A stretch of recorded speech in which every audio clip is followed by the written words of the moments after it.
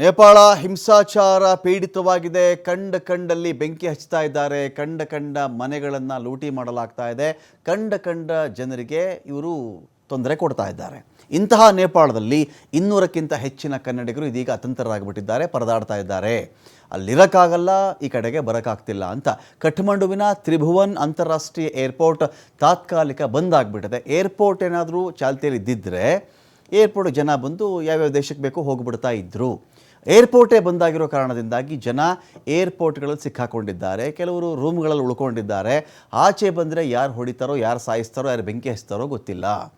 ಆಹಾರ ಸಿಗ್ತಾ ಇಲ್ಲ, ನೀರು ಸಿಗ್ತಾ ಇಲ್ಲ, ವಸತಿ ಕೂಡ ಕೆಲವರಿಗೆ ಸಿಕ್ಕದೆ ಕಠ್ಮಂಡುವಿನಲ್ಲಿ ಅತಂತ್ರರಾಗಿದ್ದಾರೆ. ಏರ್ಪೋರ್ಟ್ನಲ್ಲಿಯೇ ಪರದಾಡ್ತಾ ಇದ್ದಾರೆ. ಏರ್ಪೋರ್ಟ್ ಚಾಲ್ತಿಯಲ್ಲಿ ಇಟ್ಟರೆ ಯಾರೋ ಏರ್ಪೋರ್ಟ್ಗೂ ಬರಬಹುದು, ಬೆಂಕಿ ಹಚ್ಚಬಹುದು, ವಿಮಾನಕ್ಕೆ ಬೆಂಕಿ ಹಚ್ಚಬಹುದು, ಗೊತ್ತಿಲ್ವಲ್ಲ. ಏರ್ಪೋರ್ಟ್ನವ್ರಿಗೆ ಆ ಭಯ. ಒಂದು ಕಡೆ ವಿಮಾನವನ್ನು ಡ್ಯಾಮೇಜ್ ಮಾಡಿಬಿಡ್ತಾರೇನೋ ಅಂಥೇಳಿ.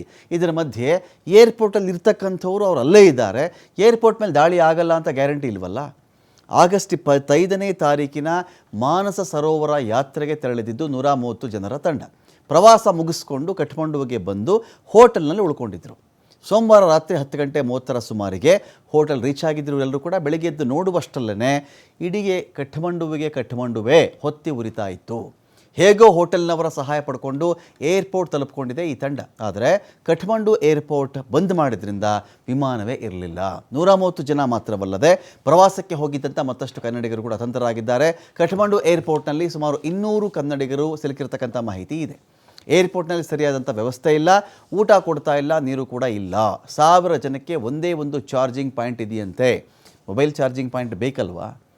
ಮೇಲೆ ಏನಾಗ್ಬಿಡುತ್ತೆ ಅಂದರೆ, ನಮಗೆ ಈ ನೇಪಾಳದ ಘಟನೆ ಆಗಲಿ, ಬಾಂಗ್ಲಾ ಘಟನೆ ಆಗಲಿ, ಶ್ರೀಲಂಕಾ ಘಟನೆ ಆಗಲಿ, ಯಾವುದೇ ಈ ಥರದ ಘಟನೆಗಳು ನೋಡಿದಾಗ ಈ ಥರದ್ದು ಸಿಕ್ಕಾಕೊಂಡ್ಬಿಟ್ರೆ ಏನು ಮಾಡಬೇಕಪ್ಪ ಅಂತ ಒಂದು ಪ್ರಿಪ್ರೇಷನ್ನು ನಾವು ಮಾಡ್ಕೊಳಕ್ಕಾಗ್ತಾ ಇಲ್ಲ. ಯಾವ ದೇಶದಲ್ಲಿ ಯಾವತ್ತು ಏನು ಬೇಕಾದರೂ ಆಗಿಬಿಡುತ್ತೆ ಅನ್ನೋದಾದರೆ ತಯಾರಾಗೋದು ಹೇಗೆ? 1000 ಜನಕ್ಕೆ ಒಂದೇ ಒಂದು ಚಾರ್ಜಿಂಗ್ ಪಾಯಿಂಟ್ ಅಂತ ಹೇಳಿದ್ರೆ 1000 ಮೊಬೈಲ್ ಚಾರ್ಜ್ ಮಾಡಬೇಕಾದ್ರಲ್ಲಿ ಚಾರ್ಜಿಂಗ್ ಪಾಯಿಂಟ್ ಇರೋದು ಒಂದೇ ಒಂದು ಆದಾಗ ಎಷ್ಟು ದೊಡ್ಡ ಕ್ಯೂ ಇರಬಹುದು, ಅದಕ್ಕೆ ಯೋಚನೆ ಮಾಡ್ಕೊಳ್ಳಿ. ಬಾರ್ ಮತ್ತು ರೆಸ್ಟೋರೆಂಟ್ಗಳಲ್ಲಿ ಆಶ್ರಯ ಪಡ್ಕೊಳ್ತಾ ಇದ್ದಾರೆ ಪ್ರವಾಸಿಗರು. ಊಟ, ಮೆಡಿಕಲ್ ಶಾಪ್ ಮತ್ತು ಇತರ ಸೇವೆಗಳು ಬಂದಾಗ್ಬಿಟ್ಟಿದೆ. ಊಟ ಸಿಗ್ತಾ ಇಲ್ಲ, ಮೆಡಿಕಲ್ ಶಾಪ್ ಇಲ್ಲ, ಬೇರೆ ಸರ್ವಿಸ್ ಎಲ್ಲವೂ ಕೂಡ ಸ್ಟಾಪ್ ಆಗಿಬಿಟ್ಟಾಗ ಜನ ಏನು ಮಾಡಬೇಕು ಅಂತ ಊಟ ಮಾಡೋದಕ್ಕೆ ಹೋಗಬೇಕು ಅಂದರೂ 2ಕ್ಕಿಂತ ಹೆಚ್ಚಿನ ಕಿಲೋಮೀಟರ್ ಹೋಗಬೇಕಾಗುತ್ತೆ. ಎಲ್ಲದಕ್ಕೂ ಮಿಲಿಟರಿ ವಾಹನಗಳೊಂದಿಗೆ ತೆರಳಿ ಅಗತ್ಯ ವಸ್ತುವನ್ನು ಕೊಂಡ್ಕೊಂಡು ಬರಬೇಕು. ಮಿಲಿಟರಿ ಸಪೋರ್ಟ್ ಒಂದು ಸಿಗ್ತಾ ಇದೆ ಅಲ್ಲಿ. ಅವ್ರ ವೆಹಿಕಲಲ್ಲೇ ಹೋಗಬೇಕು, ಏನು ಬೇಕೋ ತೊಗೊಳ್ಬೇಕು, ವಾಪಸ್ ಬರಬೇಕು ಅಂತ ಹೇಳಿ. ಹಾಗೇ ನಾವು ಹೋಗಿ ಬರ್ತೀವಿ, ನಾವು ಏನೋ ಪದಾರ್ಥ ಬೇಕೋ ತೊಗೊಂಬರ್ತೀವಿ ಅಂದರೆ ಆಗಲ್ಲ. ಅಲ್ಲಿ ಕೆಲವರು ಗುಂಪಾಗಿ ತೆರಳಿ ಅಗತ್ಯ ವಸ್ತುಗಳನ್ನು ಖರೀದಿ ಮಾಡ್ತಾ ಇದ್ದಾರೆ.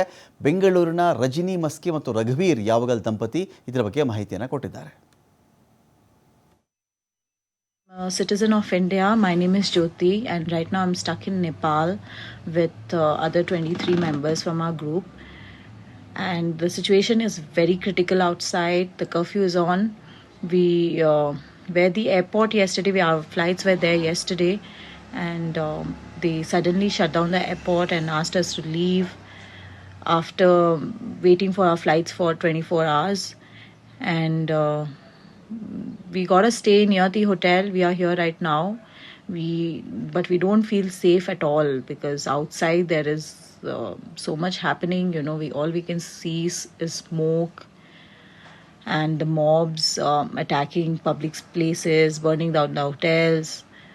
I really urge our Indian government to look into this matter and get us out from here as soon as possible. We don't feel safe here. We are very scared. Hi, I am